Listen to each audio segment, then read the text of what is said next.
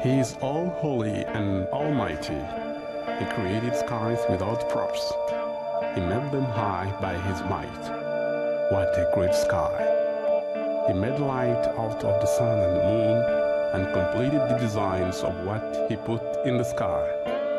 They are so beautiful. He decorated the nearest sky with stars. It is so noble. He related time to the rising and the setting of these stars. They are so perfect. Deep within the shifting tide of the Sahara lies a city so remote, so mysterious, that it has enthralled travelers and storytellers for generations.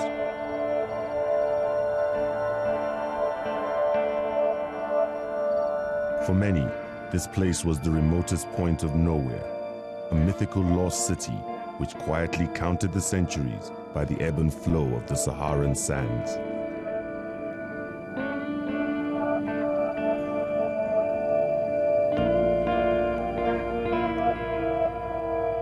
Timbuktu was once the pinnacle of learning and trade in West Africa, a place where long ago astronomy was practiced for hundreds of years.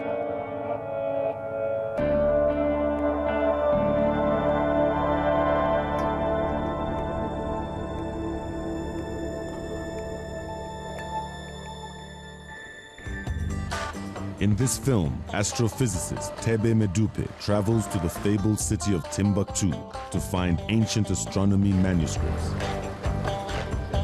Working with two local translators, he's in a race against time to reveal the scientific content of the ancient manuscripts before the information is lost forever in the sands of the Sahara Desert.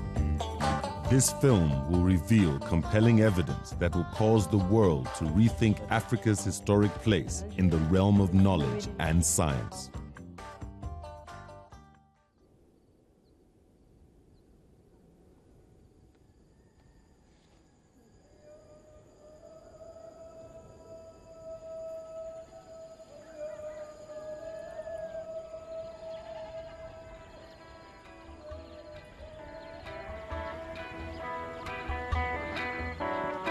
Found on the southern edge of the Sahara, near the Niger River, Timbuktu is a thriving market town. Within the searing desert heat and perpetual dust, its streets are a vibrant mix of African, Arab, and Western influence. Traditional Islamic robes and turbans meet busy African prints at this unusual urban intersection. Despite centuries of apparent exile from the modern world, cut off as it was by the desert, today Timbuktu reconciles modern technology with the lingering mysteries of desert life.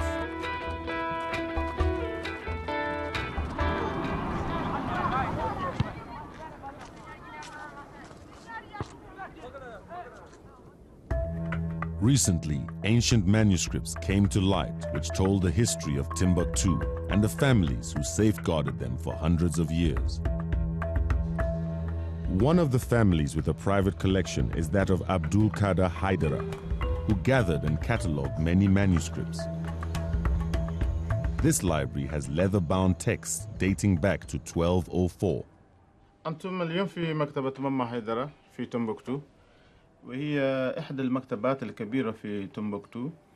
وكما تعلمون أن هذه المكتبات وهذه المخطوطات أشياء مهمة جدا، لأن أشياء يعني ثقافتنا ورثناها عن أجداد وعن آباء، وتكمن في هذه المخطوطات كل ما يتعلق بتاريخنا وعرقنا وأصولنا وديننا وكل المعرفة. ومن خلال ذلك ممكن أن ترون هذه المخطوطات نماذج من هذه المخطوطات. كتاب مخطوط فيه تاريخ أسرتنا، هو يتكلم هو شجرة الأنساب، يعني من تمبكتو إلى أصولنا، يعني من أين نحن جينا، من أين كنا، من أين مروا أجدادنا، من أين وصلوا، حتى وصل آباؤنا هنا إلى اليوم نحن هنا في هذه المنطقة. The Tariq El Sudan recalls the very origins of Timbuktu, a commercial hub that grew out of the desert sands around the year 1100 as a key intersection between two trading routes. River traffic snaking down the improbably broad Niger and the camel trains which trekked across the vast dunes of the Sahara.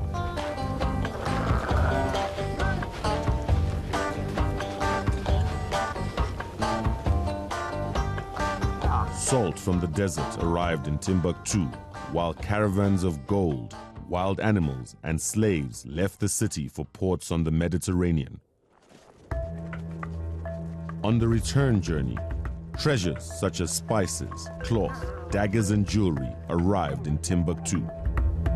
Books or manuscripts were also transported across the Sahara from Cairo and other centers of Islamic learning. In Timbuktu, the manuscripts were studied and copied. Many of those found today are commentaries by Timbuktuan scholars on well-known works from elsewhere in the Islamic world.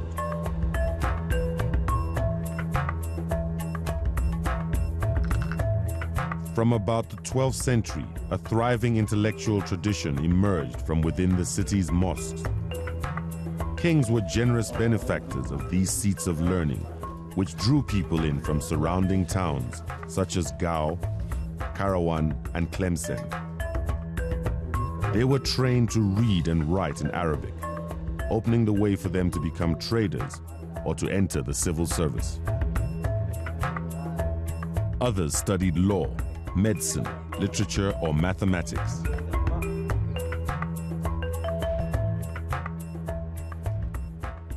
Recently, manuscripts which deal with scientific matters such as geography and astronomy have come to light.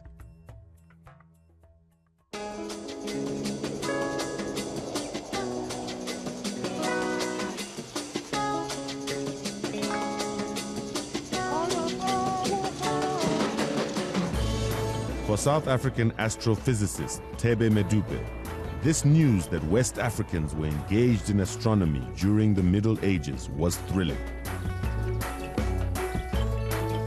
Thebe is passionate about astronomy in Africa.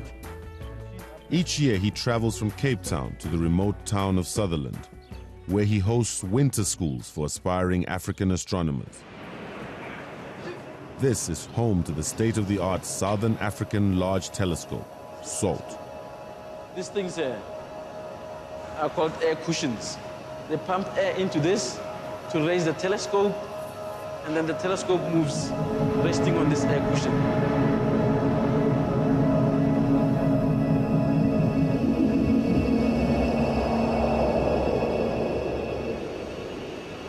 Everything here is high-tech, very computer-controlled. This one here is where you get your data. I mean, this is, for example, an image of stars that were taken last night.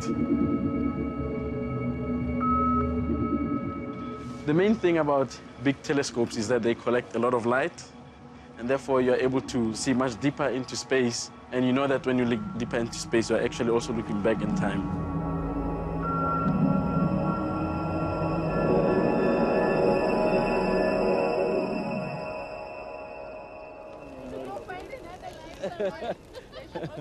And now there are these books resulting from this very long culture of learning from West Africa.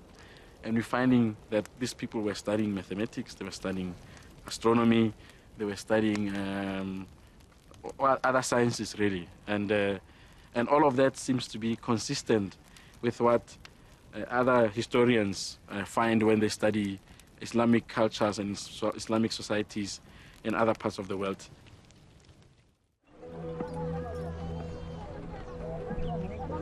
If the manuscripts had anything meaningful to say about the practice of astronomy in West Africa, it would be a huge boost to Thebe's efforts to reconcile being both a scientist and an African. He had to see for himself. It took Thebe 2 plane trips and a sweltering 2-day drive overland before he reached the northernmost arc of the Niger River near Timbuktu.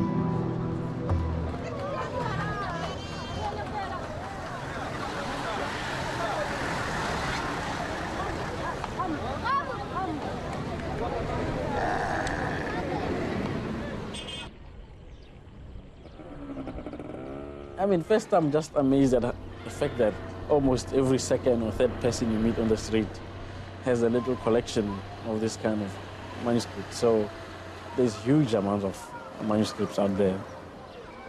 I mean, right now you can't recognize it, that it ever was a city like that. When I'm there, I just absorb this history, and it's just amazing, you know, that this is part of African history, a very historical place where people, black people, African people were living in glory. I mean. The Timbuktu manuscripts reveal this glory of life in the desert. Hundreds of years of history and scholarship have been recorded that tells how people lived there so long ago. After centuries, the manuscripts are old, worn and frail. They need to be preserved if they're going to retell their stories to future generations of Malians, and indeed to the rest of the world. The manuscripts of Timbuktu are under threat.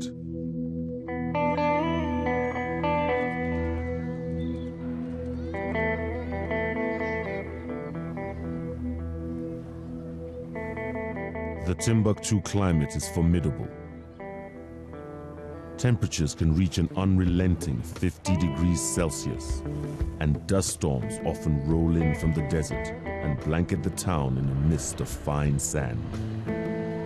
The Ahmed Baba Institute is the state library set up to house, catalog, and digitize the manuscripts from Timbuktu and the surrounding regions. Here, South Africans Alexio Motsi and Mary Manika are involved in conserving the manuscripts and training Malians in the techniques needed to protect the delicate pages from the corrosive touch of the desert. And the only way you could be able to protect these manuscripts from the dust is to enclose them into a properly made and designed enclosure. The boxes are made in such a way that they create a microenvironment inside the box. Now, sand and grit on top of paper and leather surfaces in part causes severe scuffing, causes staining if it's exposed to moisture and water. So one of the first things we started doing was to implement what we call dry or surface cleaning techniques. And this happens before the item gets boxed, because there's no point in spending a lot of time creating an expensive box when you're just putting a very grubby manuscript inside. These efforts slow the deterioration of the manuscripts down, so that when resources become available, the manuscripts can be treated more thoroughly using more advanced techniques.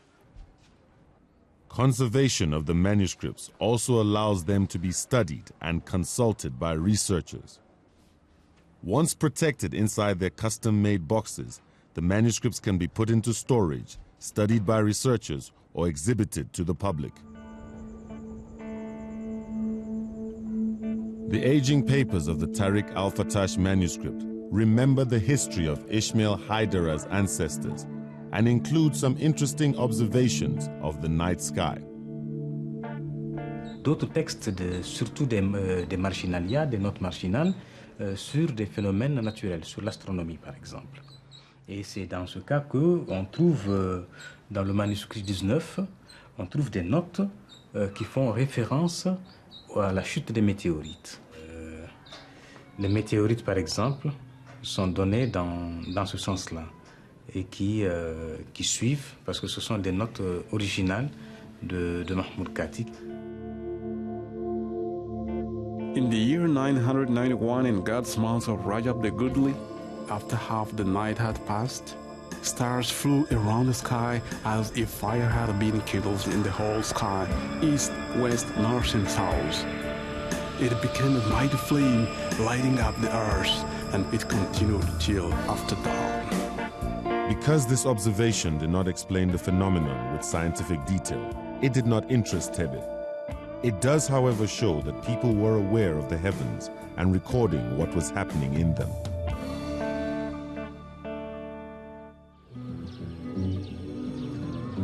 The most distinctive profile on the shimmering skyline of Timbuktu is the unmistakable minaret of the Jingari Bur Mosque. Here, Thebe joined up with researchers Adama Coulibaly and Imam Omar Doumbia Together, they would guide him in his pursuit for evidence that scientific observation took place within the desert of West Africa.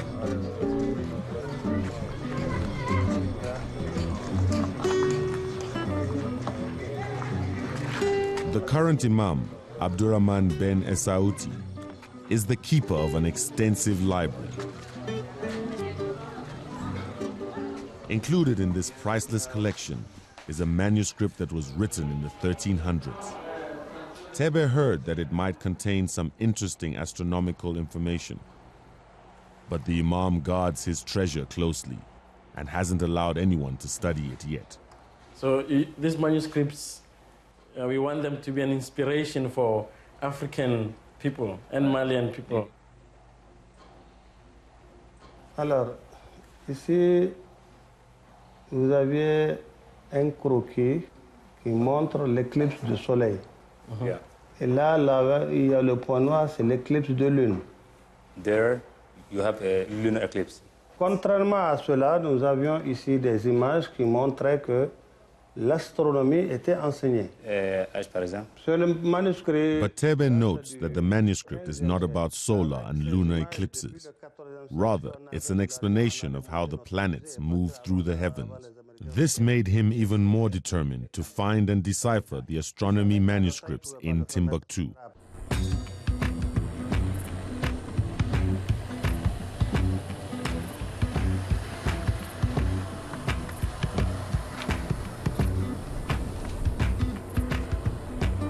Thebe received a tip about a private collection in the village of Bur, so he set off into the desert to view it.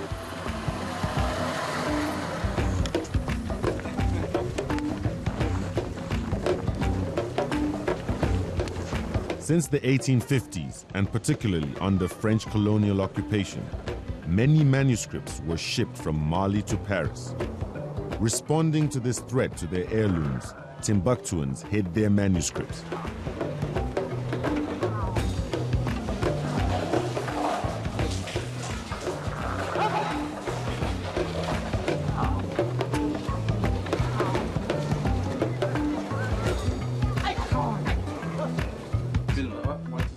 Recently, Thebe Mohammed's family gathered their manuscripts into a small library. Thebe wanted to look through the trunk full of texts to see if he could find mention of astronomy that had perhaps been handed down through generations of Thebe Mohammed's family. And then this one. Oh, this is goat skin. Yeah, goat skin. Yeah. This must be a very old manuscript. يظنون يمكن هذا قديم جدا. جدا. عندهم 300 عام وعندهم 500 عام. 300 years. Yes, 300 years. هذا أول. لا. وده مخطوطات. عندها تاريخ رؤوس وعندها فيها جدول. فيها زخرفة decoration. And this one here I can read well. Oh, so this about how to say the prayers. Yeah, so. Yeah. So this is merging, you know. Okay. Oh. And there is a margin writing. Yeah. Yeah, different writing, you know. Okay. Is anyone still reading these manuscripts? I mean, do people وهل هناك الناس يعني إلى الآن يعني يقومون بقراءة هذه المخطوطات؟ في الناس يقرؤون؟ يقرأونها. Yeah. Rare and precious as it is, there was no evidence of astronomical writings amidst Thebe Mohammed's collection.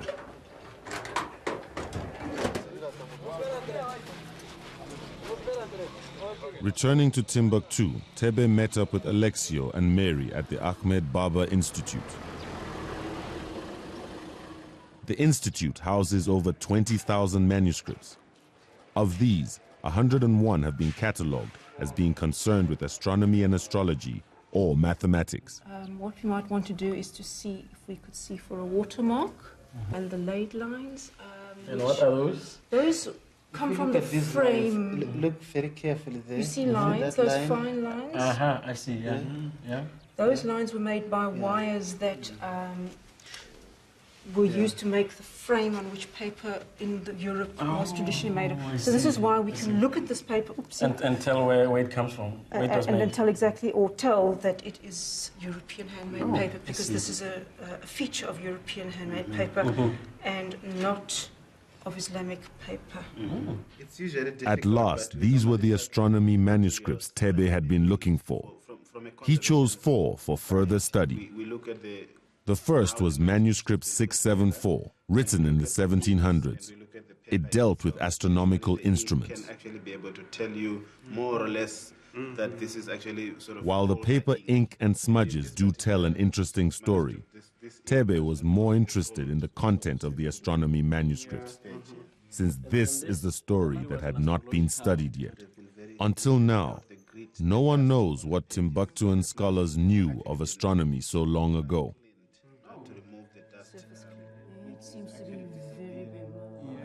Manuscript 3272. Thebe chose this one because it was written by Mohammed Bagayogo, a Fulani from Timbuktu. He thinks it could have interesting information about the Islamic naming and grouping of the stars.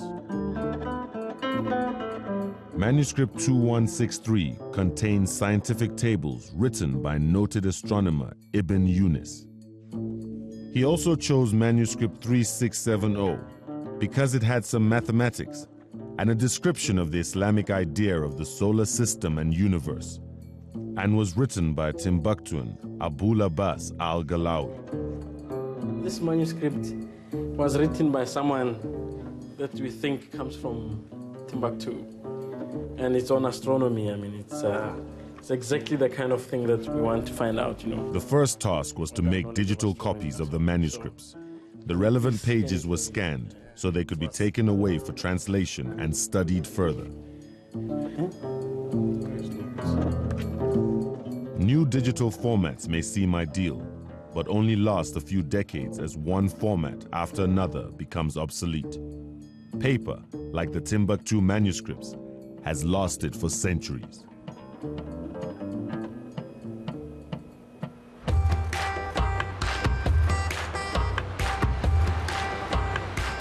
Thebe returned to Cape Town, leaving Adama and Omar in Bamako to translate the manuscripts into English. We get the manuscripts from the Ahmed Baba Center in a digital form. They are sent to our office in Bamako, where we have 3 translators. They translate them into English and into French so that both South African scholars, scientists, and Malian scientists who want to study the manuscript can have access to that. Each page is read through in its original Arabic. Then Omar reads the Arabic, while Adama translates and writes it into English. This is due to what results in that, and what I'm going to say. Once they are finished, the English translation is emailed to Thebe in Cape Town.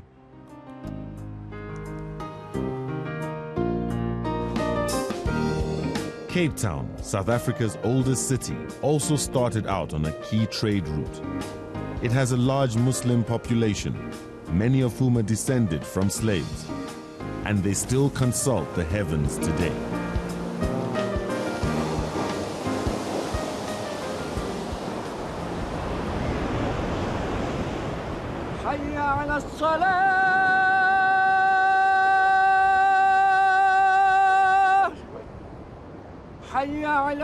Every 12 lunar months, the Crescent Observer Society gathers to watch for the first glimpse of the new moon. This signals the beginning of the holy month of Ramadan.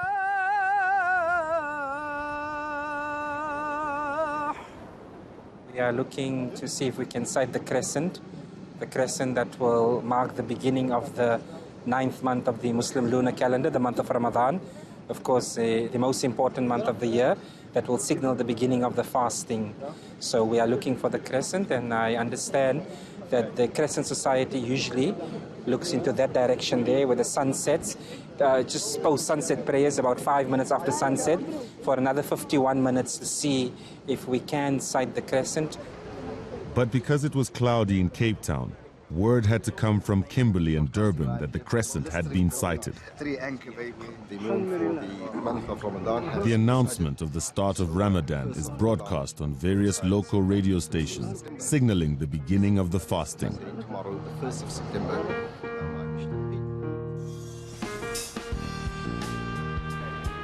Thebe knew there was a strong link between astronomy and Islam, And because his field is pure astrophysics, he turned to Petra Schmidl, an historian of medieval Islamic astronomy, to get a better understanding of the cultural and religious implications of the astronomy found in the manuscripts.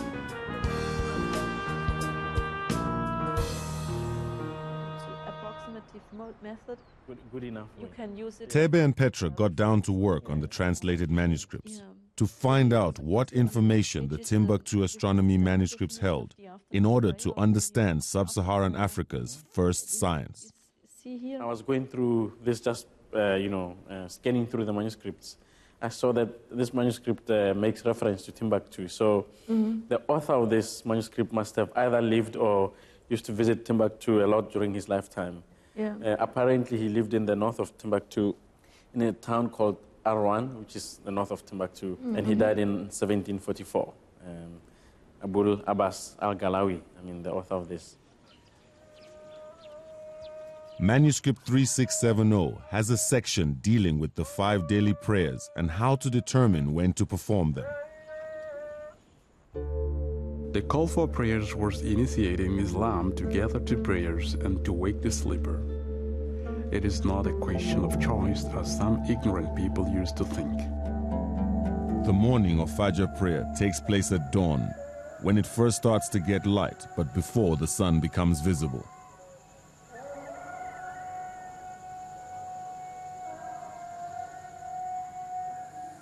The midday prayer and the afternoon prayer are the most interesting from an astronomical point of view, and use shadow lengths to determine the prayer times. In other ways, they used to use a gnomon to determine time during the day. And a gnomon is just a stick that you put on the ground of specified length, and then you determine the length, the variation of the length of the shadow throughout the day. And from there you can estimate, you can determine the times for prayer and things like that. The midday or Zuhr prayer can take place after a gnomon shadow has reached its shortest and starts to lengthen.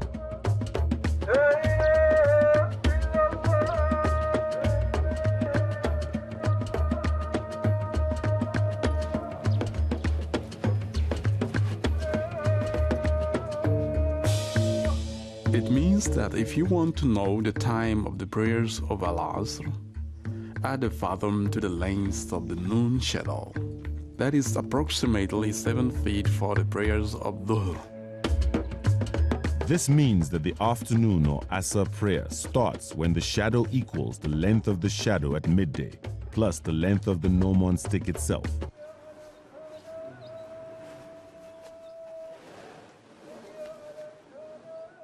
Today, prayer times are available on tables, newspapers, the internet, or even via SMS.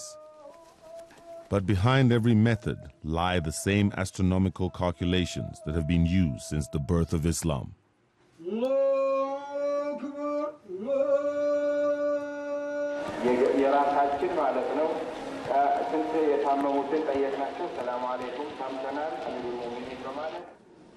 Science historian George Saliba believes that the European Renaissance in science was made possible because of the richness of Islamic astronomy. Islam involved astronomy from very early on because it required, for religious purposes and not for civil society or anything else, it required for religious purposes 2 fundamental practices. You have to pray 5 times a day, and while you pray, you have to face the Kaaba in what is nowadays Mecca of Arabia. But since we are living on a spherical globe, facing another point on the sphere is not a trivial matter.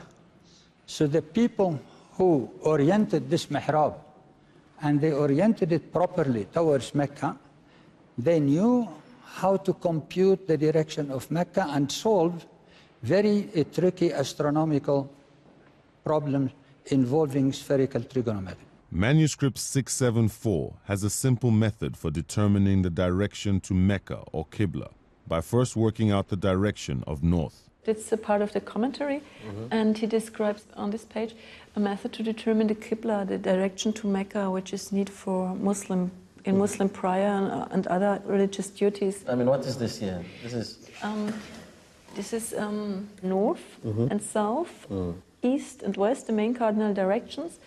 And then you have to know the geographic coordinates of both cities in the middle. In this case, it's Algiers, and Mecca you have here. And then you need the difference in longitude and difference in latitude.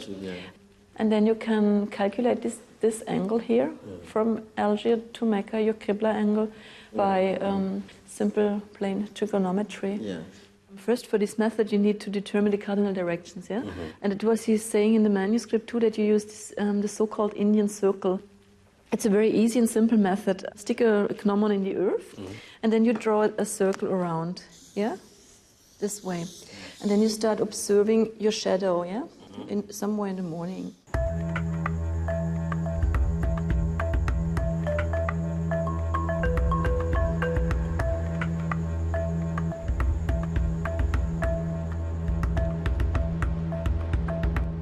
First, take the point at which the tip of the shadow touches the circle in the morning and then the afternoon. Join them to the center of the circle. Then bisect that angle with a line. This line points to north.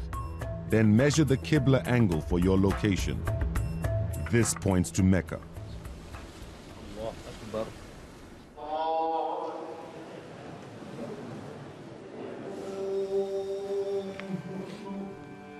The pursuit of astronomy in the Islamic world had very practical religious applications, such as timekeeping and determining the direction to Mecca. Astronomy thrived, and its scholars were employed at mosques as timekeepers or by local rulers to work in observatories. Ideas and discoveries were written down in manuscripts and exchanged across the Muslim world. Islam as a religion transforming Greek science because it began to ask questions that were never asked in the Greek tradition, and hence that is the birth of the new science. And that at the same time also gave an entry to the mathematicians, to the astronomers, to say that bingo, look, we are in service to religion. At the time, the Islamic world reached across Spain, North Africa, the Middle East, Turkey, and Indonesia. The age of Greek civilization had collapsed, and Europe was laboring under an oppressive Christianity. It was up to the Muslim world to carry the torch of science and astronomy.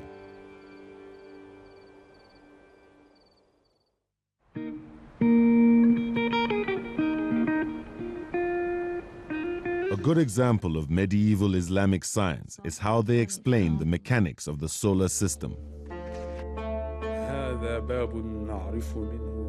This is a chapter about four things: the position of the planets, their location in the skies. It also concerns the duration of each planet in its constellation. But nice, huh? I think it's this relationship between Earth, the Sun, the Moon, the stars, and the planets was a fundamental question in man's need to know where he stood in the great cosmos. Every civilization has grappled with this question. I think it's a super commentary, so it's written for students. And so we will find all the basic information.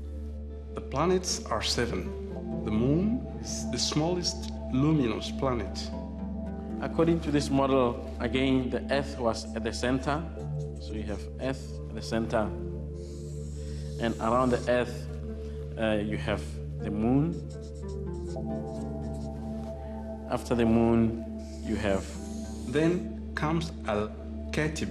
It is called Mercury. It is generally unseen because it does not leave the Sun. You have the Sun. The red star, Mars, is on her. The 6th is for Jupiter. Saturn is on the 7th. The others are in the 8th. The 9th is void of planets. So that orbit was reserved for God in the Islamic tradition. Today, the accepted model is that the Sun is at the center of the solar system, and the Earth is a planet that rotates around the sun just like the others.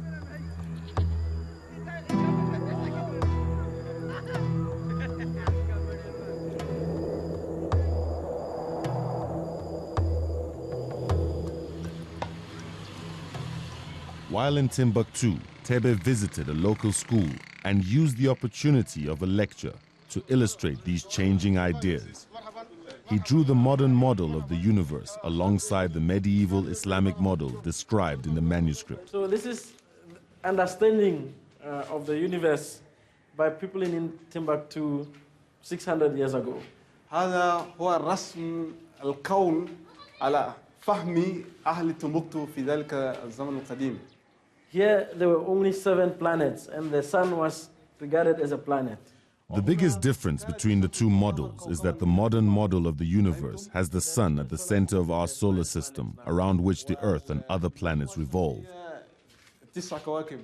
This fundamental notion of humanity's place in the universe took centuries to change. An inconsistency in the Earth-centered model became far easier to explain by adopting the sun-centered model. For observational purposes, it wouldn't work, because if we are at the center then, and the planets are moving around us and we are at the center of the sphere, all the planets will describe perfect circles around us. In fact, what we see the planets progressing from the west towards the east. They stop, they go back, they stop, and then they go back again. So they perform those loops up in the sky. Explaining the loop motion of these planets led to an explosion of ideas by Islamic scientists, which have contributed enormously to the field of mathematics. To answer those doubts, of course, you have to begin to think of an alternative mathematics. And that's where the ingenious mathematicians come into play, and that's where they begin to build one generation over another generation. In the nature of science, that's how it grows and so on. So we find this effervescent activity motivated. At the very beginning, we said by purely religious requirements. Now it becomes cosmological questions, foundational questions. You're asking what astronomy can answer, what kind of questions astronomy should ask, how is our relationship to the cosmos. Eventually, Renaissance astronomers placed the sun at the center, which made it easier to explain the loops. They occur because a planet revolving around the sun is being viewed from the Earth, which is also rotating around the sun. It also made for a more ordered and coherent planetary system. This would have been impossible without the knowledge passed on in the Islamic astronomy manuscripts. So the Renaissance scientists indeed trusted the observations that were coming from the Islamic domain, and they incorporated them in their works, as we have already seen in the work of Copernicus and so on.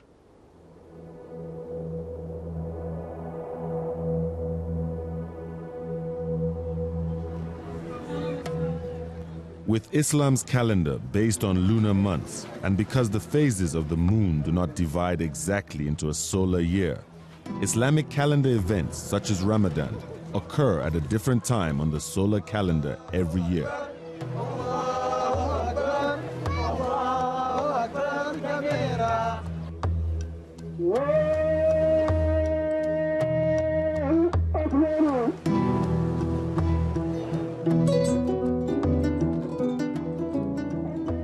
Because the Islamic calendar also immediately introduced into the human civilization the very first calendar in the world that actually didn't give two hoots about arranging the feasts of the calendar in specific seasons of the year.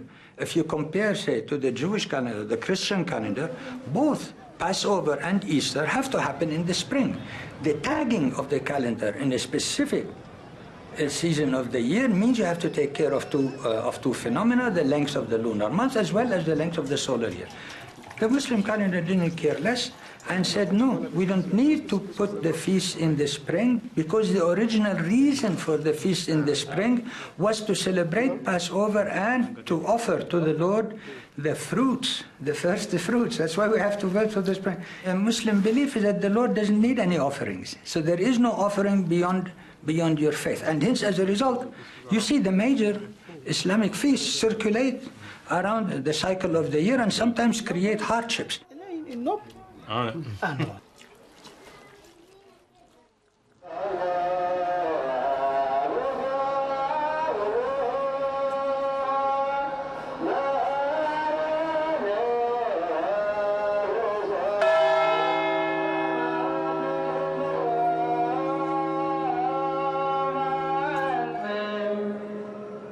Here in Ethiopia, where the language and culture was heavily influenced by the ancient Middle East, they have devised their own Coptic-influenced calendar, where religious feasts do happen at the same time of year every year.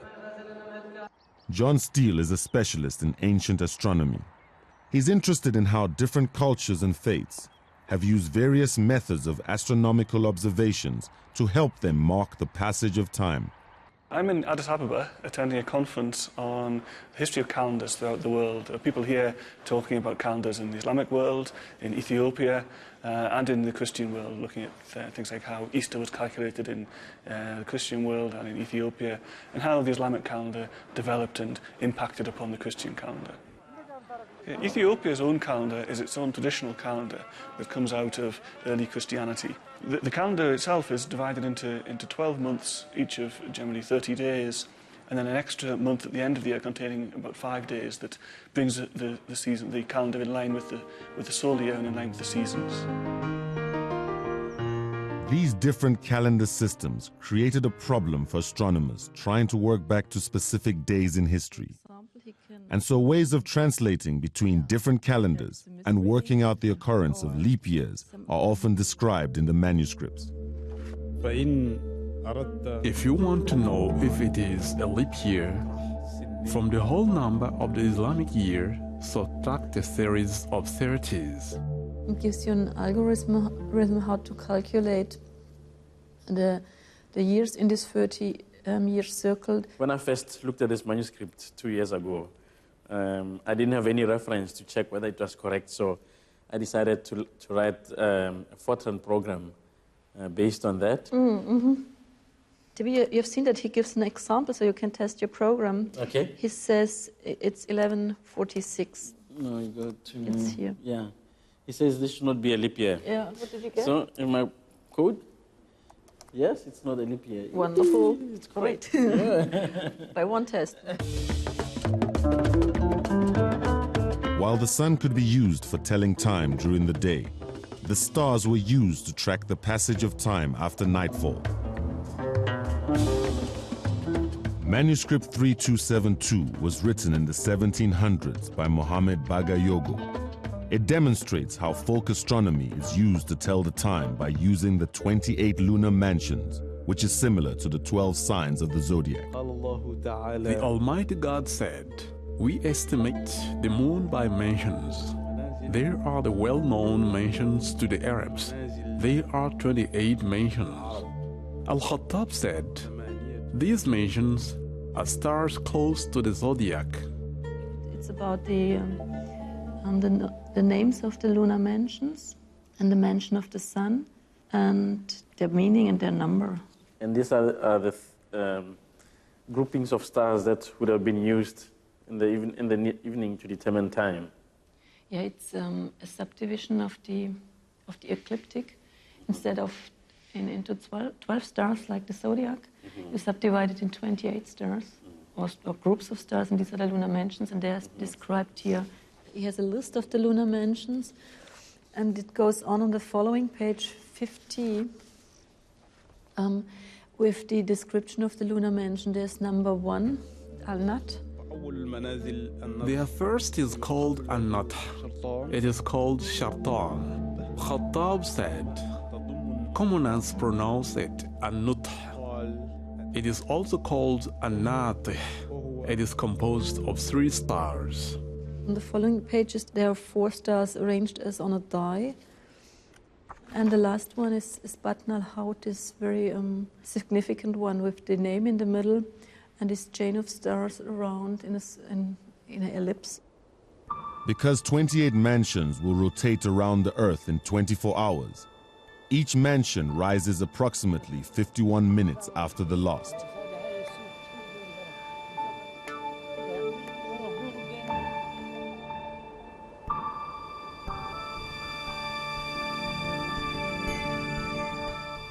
In practice, in the evening, you look at one mansion rising and then wait for the next one to rise, then you know that approximately an hour has passed, or just about under an hour has passed. Less than an hour, yeah. That's right. And when the third one rises, you know that 2 hours have passed, exactly. since sunset. If you know in which part of the year you are at the moment. So you know which one is rising at sunset, for example. And you see, for example, doesn't that mention rising? You know how late it is. You don't have to count it from the beginning, yeah. But you have to know where you are in the year. Exactly.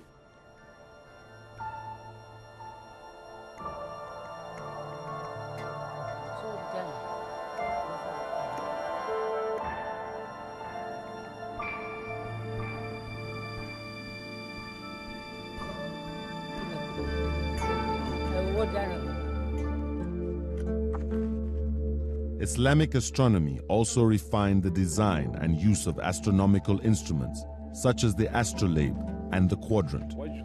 This document is about an instrument that gives us the direction to Mecca. One can know the 4 different altitudes of the sun by knowing the direction of east, west, north, and south. It's an original text by Sibter Maridini on the sign quadrant and a commentary by Al-Tajuri, where he describes how you have to determine altitude, especially of the sun above the horizon, for timekeeping. Manuscript 674 is an instruction manual on how to use the sign quadrant, an instrument which can be used to compute hundreds of problems, measure altitude, find direction, and tell the time.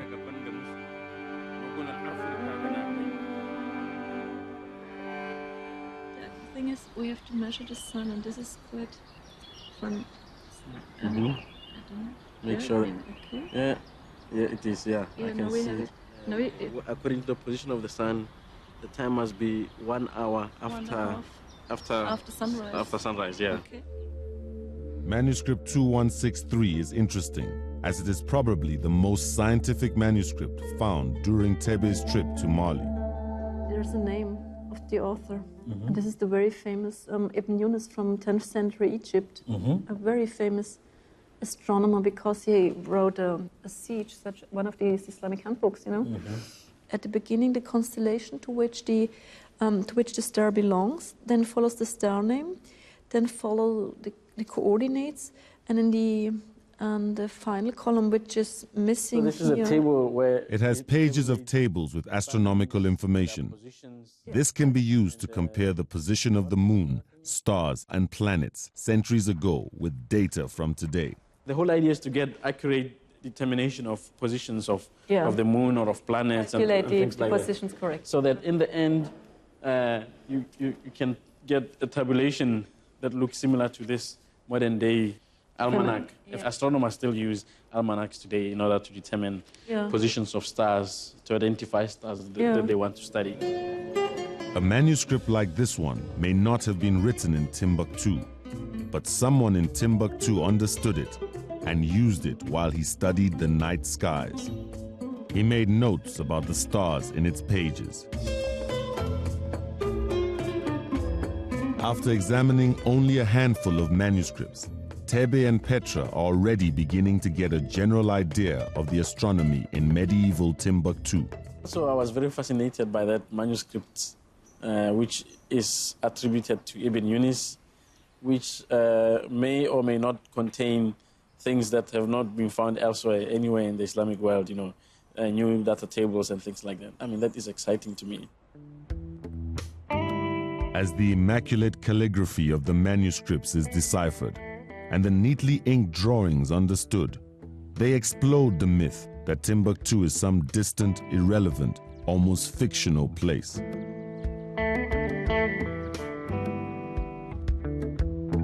It's quite interesting to see that Islamic astronomy has reached the edge of the Islamic world, where Timbuktu is. Timbuktu is to the south of the Islamic world in the Middle Ages, and really at the edge. And still we have the standard astronomical methods and procedures we know from other parts of the Islamic countries from Middle Ages, and I think this is quite interesting. As even more manuscripts come to light, their contents will broaden the understanding of the culture of astronomy in Timbuktu so long ago. I don't think, 10 years ago, people would have thought that you'd find this kind of manuscripts in Black Africa. because, you know, black people are not supposed to be able to write and things like that. African history is simply oral history and things like that. And these books show that that is not true, you know, that Africa has written records going as far back as 1,000 years. And we may be beginning a new chapter on the history of astronomy or the history of science in Africa. For Thebe, the manuscripts are the link between astronomy in Africa today and an African past where science and scholarship were valued and appreciated, and must be preserved so that Timbuktu's history can inspire the future.